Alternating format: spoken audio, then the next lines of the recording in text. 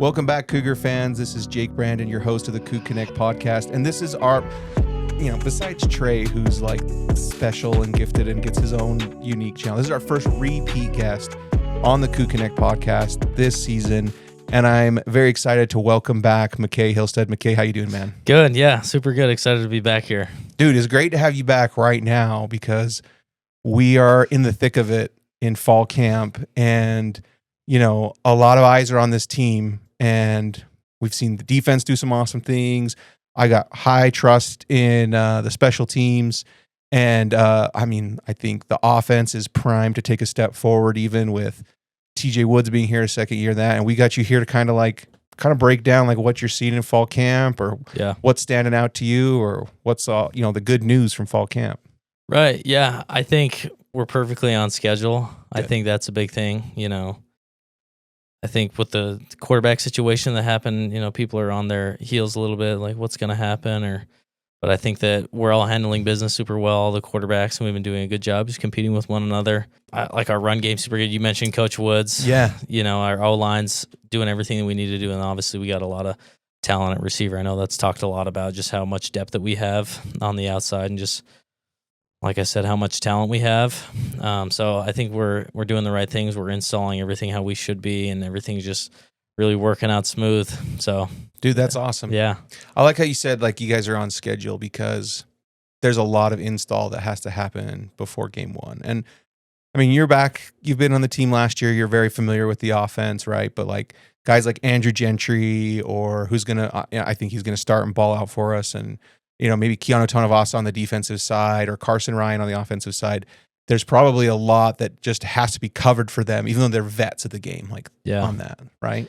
Yeah, and I think with new guys, you're going to see mistakes here and there. Yeah. And I think that, we went through all those PRPs during the summer, did all those practices with everybody, and I think that we eliminated some of those things. So we're in fall camp, and now it's just about executing. And then, you know how it is. It's like sometimes you're going to mess up a little technique here and there, but it's good to learn it now. Yeah. So then when it comes game time, we're locked in and ready, and we're, trying to score touchdowns. So I think we're, like I said, on schedule, and all those guys like the Carsons and all the guys on offense that I'm with most of the time, they're doing everything that they need to be doing. And I think we're, like I said, right on pace for having an explosive season. And I caught a little bit of Coach A-Rod's after practice, chat with you guys on offense and highlighted some things you did really well. And then highlighted that some things were a little sloppy, but it was also kind of on him for tons of kind of throwing a lot on you guys for installing that. Do you think Coach A-Rod is feeling pretty comfortable, kind of like you are with where we're at progress wise, where the team's at and all that? Yeah, I think so. I'm reiterating what he's saying. Obviously, from a coaching standpoint, I think he gets an oversight, an overview vision of how everything's going. And I'm caught up with what I'm doing. Right. And I can't be, worried about, are we on schedule and all this other stuff. But I think that as I watch practice and as I'm nodding, I'm like, oh yeah, we just executed this play. This guy just did this well. This guy just got his first rep of this, and he did exactly how I was supposed to do it. And obviously you're going to have the defense, and our super good defense is going to make plays. Yeah. Oh yeah. And that's just going to happen. You got to write some of those things up. But I think as far as offensive cohesiveness, we're right there, and we're doing all the things we need to be doing. Okay. Let's pivot to the defense a little bit, because you get a front row view of our defense. Why do you think it's, we had great passing defense last year, but why do you think it's so hard for quarterbacks to go against our defense? What makes them special and what they do?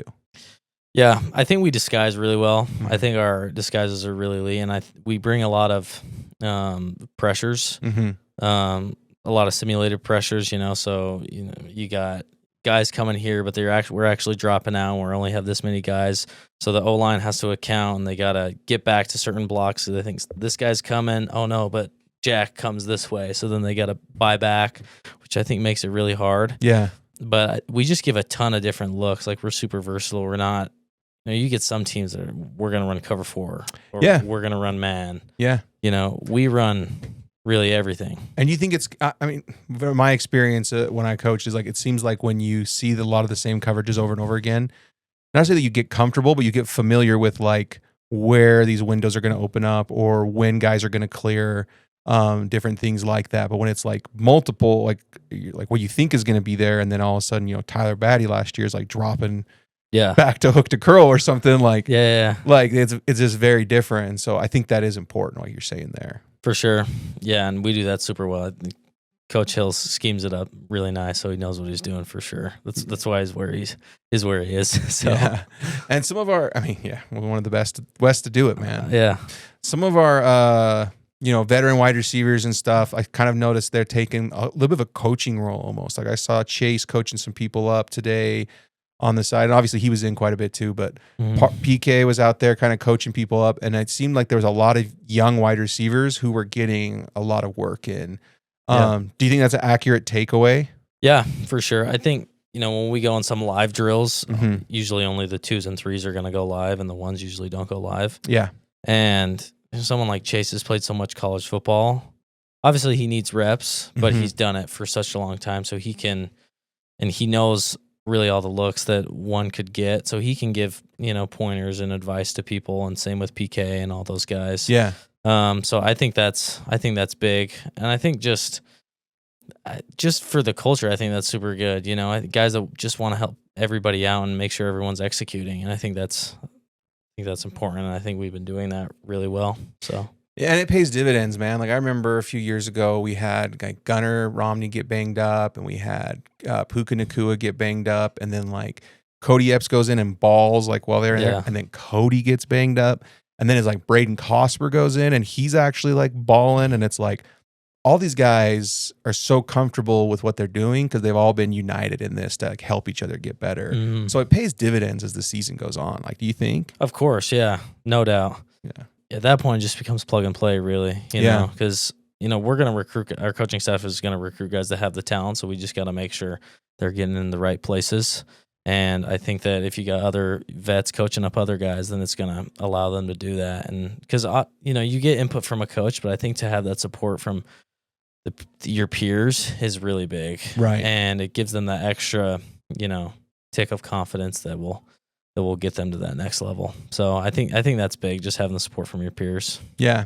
Yeah. So there was a little there was a little bit of a dust ups, I'll say. Like after the whistle, extracurriculars with, mostly O-line, D-line, which is to be expected. And then you got, Trey is one of my favorite people in the whole state of Utah, but then you got Trey who's always, talking, and Keanu who's always talking.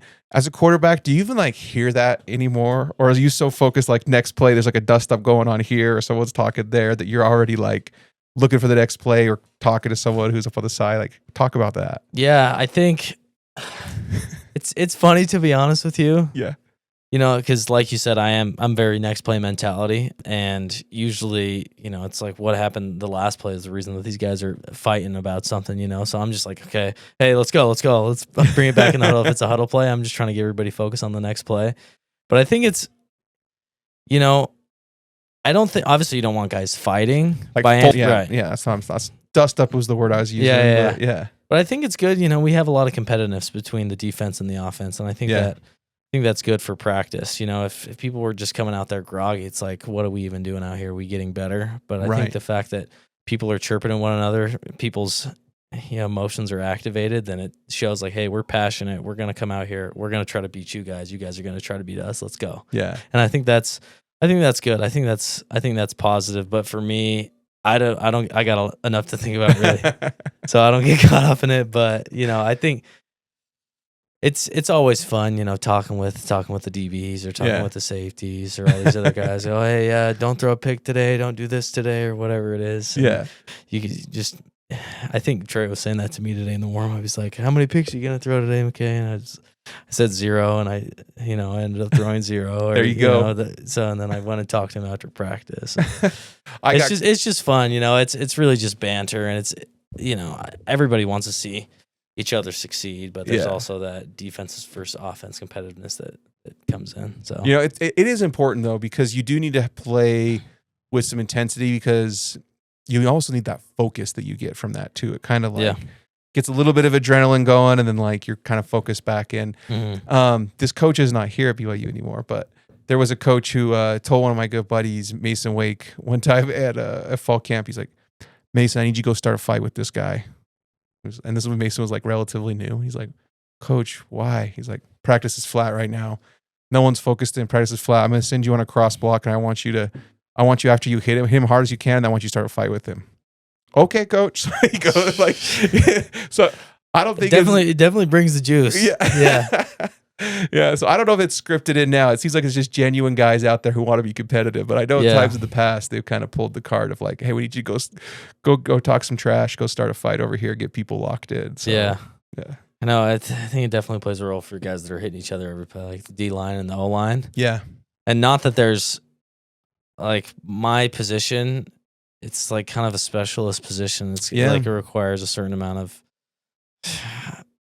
Not that the other positions don't require, they require just as much skill. Like, everything that I've developed as a quarterback, I'm sure there's similarities with receiver. Like, there's a bunch of technique, but like, just the nature of the position is just finesse, and you're not really getting hit as much, and it's a little bit less, just in general, less gritty. Yeah. So I'm not as caught up in that side of the game.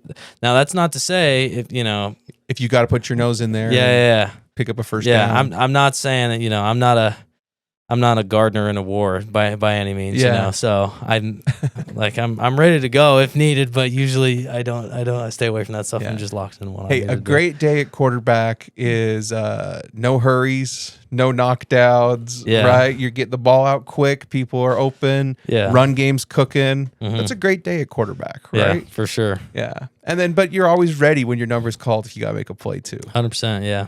Which we were talking about this with Bruce's episode here a second ago. There was a little complaining about you picking up a first down today because like, it's not fair. We can't hit McCae. Yeah. And then I heard Trey saying, get the green jersey off Emerson. He's like, get that green jersey off Emerson. Make him live. We want to hit him if he's going to run. Like, do you feel like, I didn't think it was cheating because I was like, bro, you guys weren't that close to them on those plays. But do you feel like you get a little bit of an edge? You get to like walk off clean. I know they're whistling you kind of short too. Like maybe talk about that. Yeah, I mean, because we're in tag, so they're like tagging off at our hip.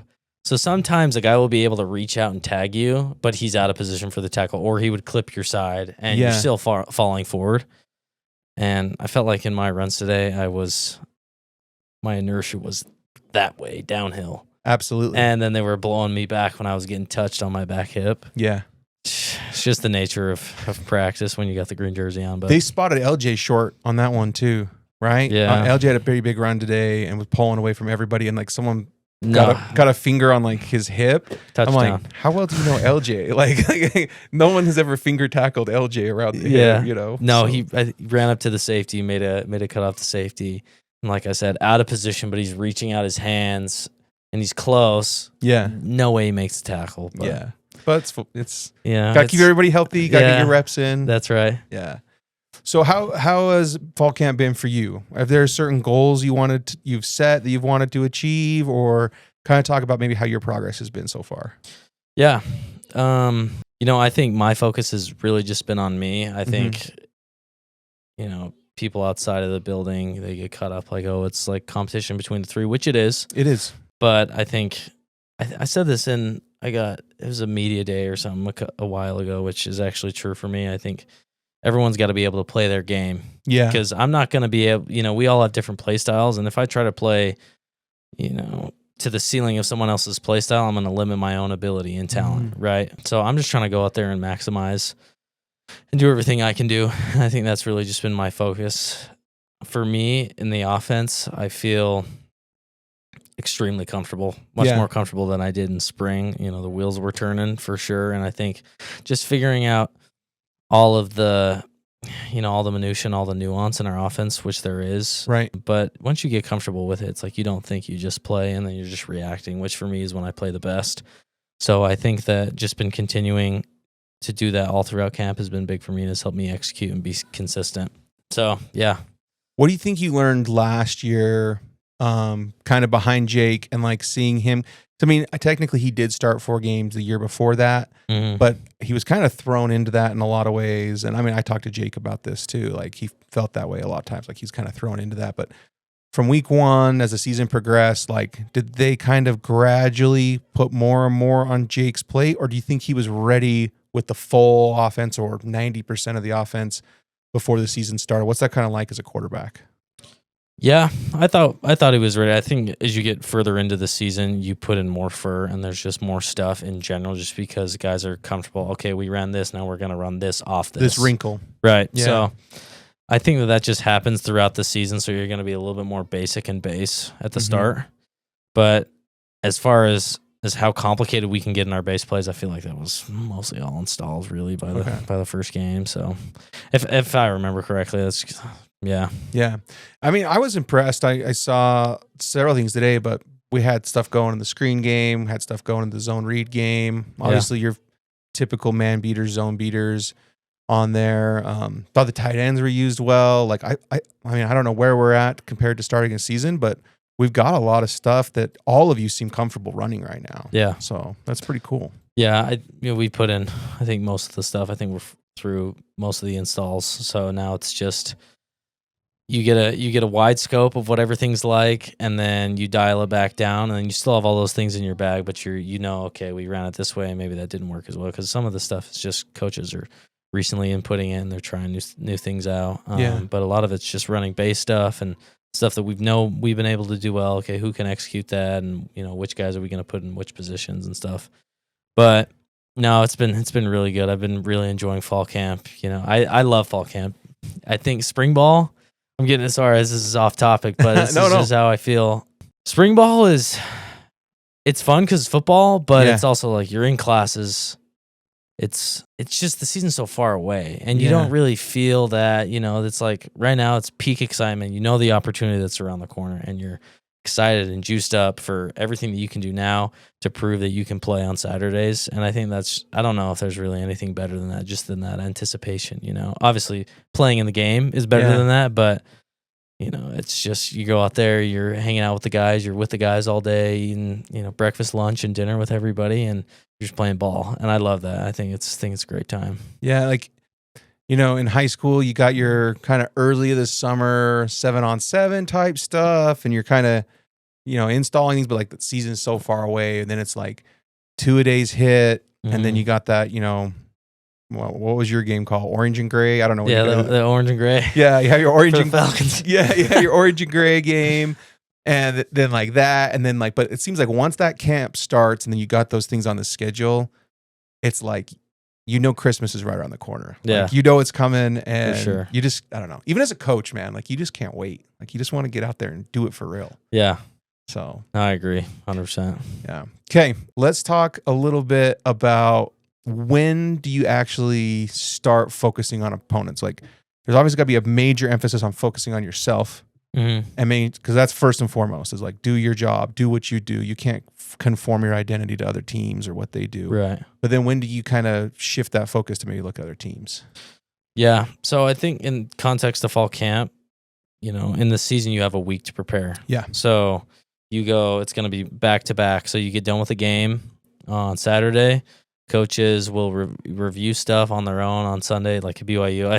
At Utah State, we were meeting the next Sunday. Sunday mornings. Yeah, but it's not how it is at BYU. But they're reviewing it, and then you get feedback Monday, and then you're going over, okay, the defense is doing this and this. So back to fall camp, I think it's about a week and a half, week out. Okay. So they keep it normal time, and then you start adding in things, coaches start adding in things. Okay, yeah, we're thinking about running this, so we're going to incorporate it a little bit more when we go against our defense or this and this. It's part of your whole system, but maybe it'll be featured a little bit more. Right, for sure.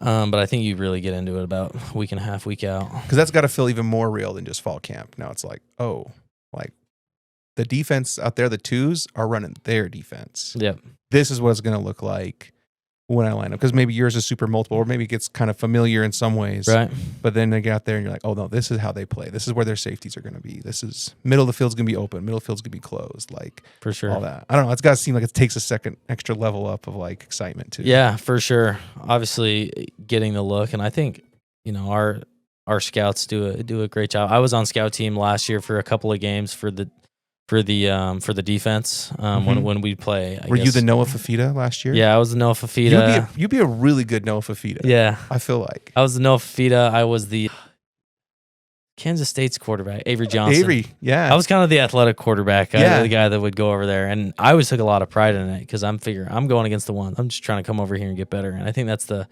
mindset for everyone that's doing that. So I know we take a lot of pride in that. And even though it's not your offense, I feel like if you take a lot of pride in that, it's going to make you better as a quarterback. Do you think? Yeah.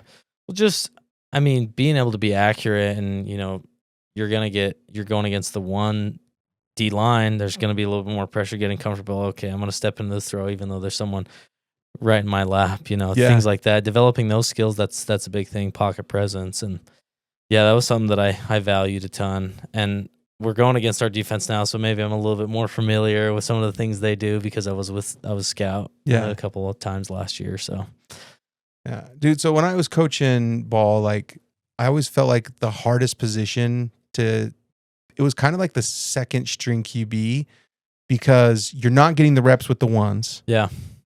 But at any second, you could go in and have to be the guy. And you kind of experienced this at Utah State. If there's a young quarterback watching, like how do you stay locked in as the backup where you're trying to get as many mental reps as you can? Are you trying to take advantage of your scout team reps? Like how do you do that? Because that's a lot of pressure on you, I feel like. Because linemen rotate in and get lots of reps. Receivers rotate in and get lots of reps. Quarterbacks, like your reps are kind of limited with the ones once the season gets going. Right. Yeah, I think for me, obviously in the situation that I was in last year with Gary being the backup, I was just, my mindset has really always been stay ready so you don't have to get ready. So I'm always in a place where, okay, I'm going over the game script beforehand. And obviously I was signaling last year and stuff over on the sidelines. But I'm going over the game script. I'm saying, okay, we're throwing this against this, or we're checking for whatever. So you're fully prepared. So then if you do get a chance, then you're ready to rock and roll. And then when it came game time, I had the headset on and I was just listening to the play, and I'm getting a look, the best that I can see, because obviously you're going to be able to see a little bit better when you're behind the center. But okay, what would I do here? Mm-hmm. And you're running through situations, and you're kind of, obviously you're concerned about what's actually happening because that's what's going on, and you care a lot about that. But there's also kind of a side piece of the game, which is, okay, what would I do here, and what's going on? And I think that was a big thing for me last year, which helped me because I came into fall camp from Utah State, and I didn't fully grasp the offense, and just it was a lot, you know. And I don't know if we did as many PRPs, or I'm not sure, to be honest with you, but I just coming from such a different system at Utah State to BYU, it was a lot motions, under center, all this type of stuff. So that in-game watching and developing that way was super big for me. I mean, obviously that's different from what you talked about as a second string quarterback. Oh, no. I think it's the same principle. Yeah. But just stay ready so you don't have to get ready. That's been my whole thing, and I think that's why, obviously, the situation and everything, it's just been, I'm just ready to go. Yeah. So, well, dude, I'm sure Kev did too, but we all went back and kind of broke down the Air Force game when you went in for Laga. Yeah. On that, and dude, you looked ready to go, man. You went out there, and there was some amazing plays that you made, and there's some stuff that you just kind of had to improvise, but it looked like you were natural, and even when you had to improvise a little bit and stuff too. Right. So whatever your method is, it seems to work for you. Yeah. Well, that's the game though. That's something that I know. There's a few things that I keep on a checklist. Okay, like these are the things that I know I do, and there's nothing that's going to get in the way of that. And one of those things is, okay, I got to go out there, and I know something goes awry, I'm going to make a play. I'm going to be a football player here. And obviously you have all the operations that you have to deal with. Okay, coverage, or they blitz in here or whatever. But then when it comes down to it, it's like, I got to go and play ball. And that's something that, I think I've been doing it ever since I was a little kid. So I just trust myself. Yeah. And I think that, any quarterback that's in that position, when their number's called, you just gotta go and just be prepared and cut it loose. Yeah. Dude, there was some young, I kind of talked about this a little bit, but I want to get more specific with it. There were some really young guys who stood out to me in practice. One of them I want to talk about is Preston Rex. Yeah. I knew he was very athletic, and you have to be athletic to play safety and return kicks and stuff, but he has great vision. He's not his reps at running back, he's not just running swing passes or wheels. Like, he's getting the ball, and whether it's like a power downhill duo kind of thing, or it's a, stretch kind of wide zone kind of thing, he's doing both of them like really well. So I'd love to hear you talk about Preston, but anyone else, any other young guys who you're kind of like, man, you know what? These guys have had a great fall camp and kind of standing out to you. Yeah. Yeah. Preston has been doing really well. Yeah. And got moved over to the running back position. And, to my point that I was just making, you can't underestimate what amount of football is feel. Because Preston's a smart guy, and he's going to know the reads that running backs have to make. But there's also a big part of that is just, okay, I got to go out there, I got to feel it, and I just got to burst and go and be an athlete. Yeah. And he's super athletic, got great hands, and he's fast. And like you said, vision, which I think a lot of that is just innate. And it is. It's hard to coach it. Right. And he's got, really good skills, and he's broken a lot of big runs, and, he's kind of seeing things before they happen, It's like I said, it's just innate. It's just what comes to you, and I think he's been doing a really good job running the ball really well. Yeah, he had one it was like a wide zone to the left today, and he got out there and he got outside the tackle like by like a step or two, and then right as the the contain guy came up, he cut it back up inside. There, I was like, dude, that's a crafty move for a kid who's been a running back for I don't even know how short of time, but not very long. Like, it was a crafty move. Like, I was impressed. I was like, dang, man, like he has that innate feeling for it. Yeah. No, I've been super impressed with Preston. I think he's done a really good job all throughout camp and just playing fast. Yeah. With other guys, Reggie Ficken, I've been super impressed with him. The dude can fly. Yeah. Yeah. He can run really fast. And he's not small. No. Like, he's got a big frame to him. 100%, yeah.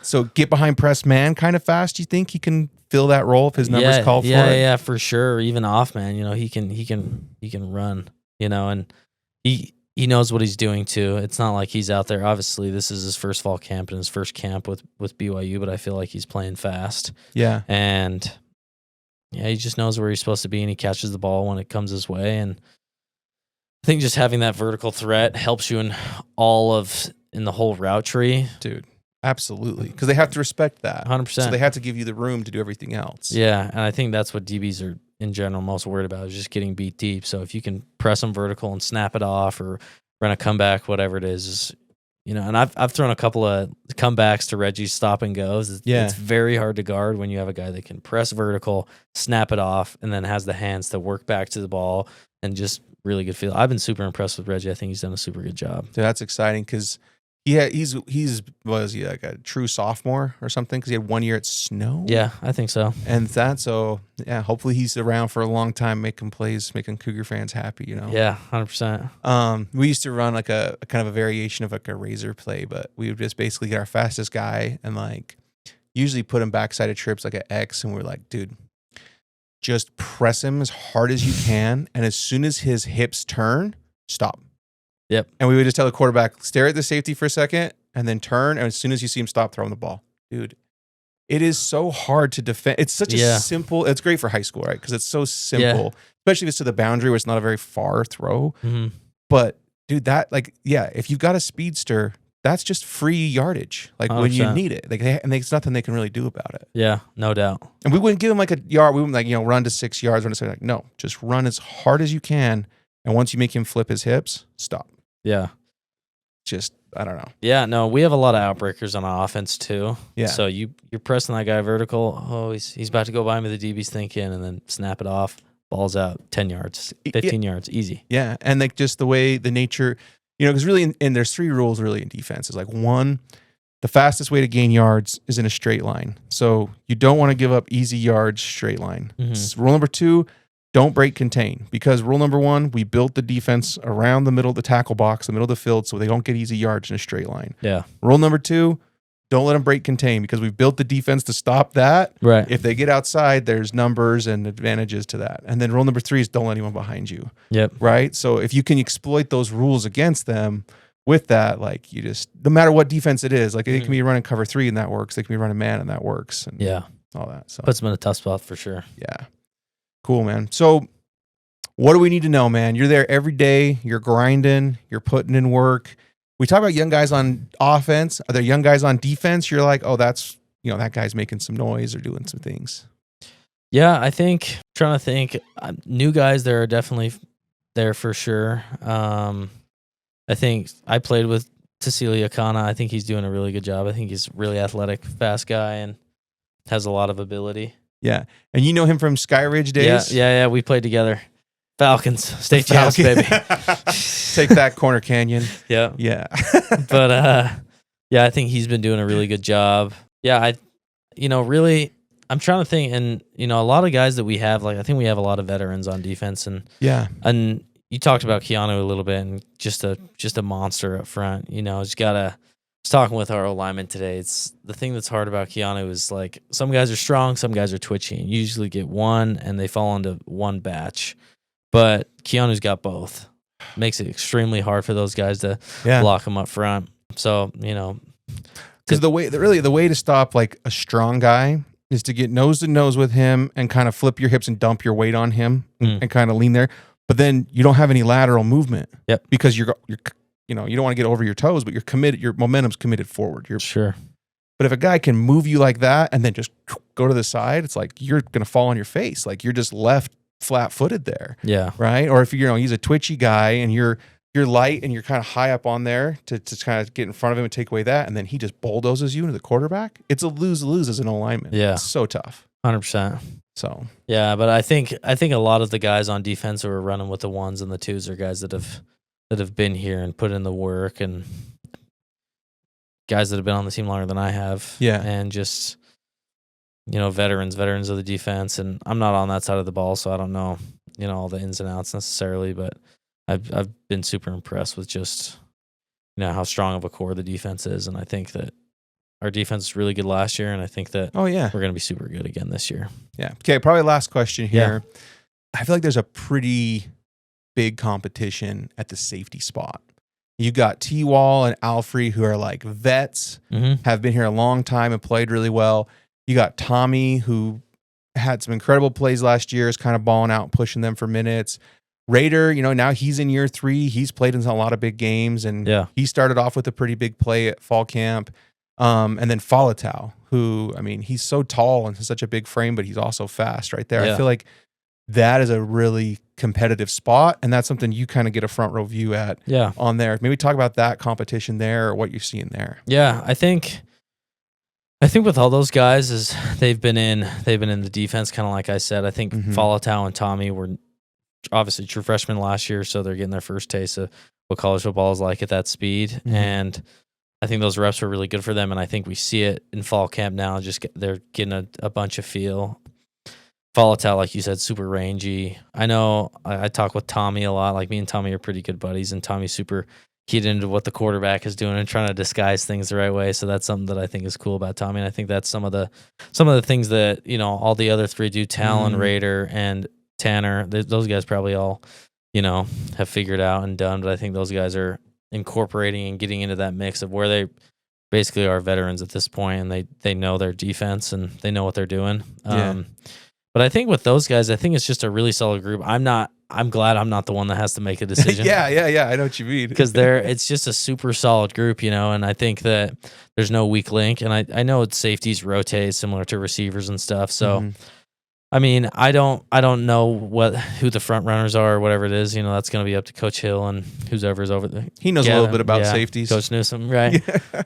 But as far as a group, I think just looking really strong, and guys that are super versatile, guys that can, obviously safeties have responsibilities in the run and in the pass, and they got to man guys up sometimes. So I think that when it comes to our safety room, I'm not, whoever's out there, I don't think trust them. I don't think anybody in the stadium in Lavelle should ever think twice. Like, okay, that guy's out there for the right reasons, because we're really loaded at a lot of positions. Really, to be honest, I'm super confident in our team. Yeah, I think all those guys are primed and ready, and I think it's going to be a tough decision for safety coach. And we'll see what happens. But like I said, I've been super impressed with our defense and our safeties, to specifically highlight them.